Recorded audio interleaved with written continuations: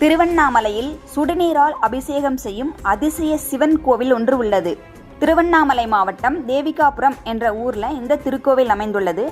500 அடி உயரத்தில் 365 படிக்கட்டுகள் கொண்ட மலை உச்சியில் சுயம்புலிங்கமாக காட்சி தருகிறார் சிவபெருமான்.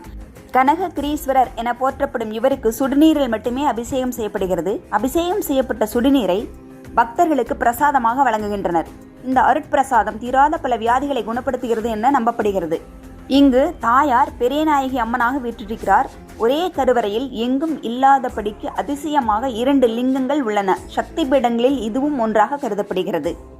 அம்மன் ஈசனை சரிபாதியாக அடைவதற்கு இந்த இடத்தில் தவம் மேற்கொண்டதாக சொல்லப்படுகிறது.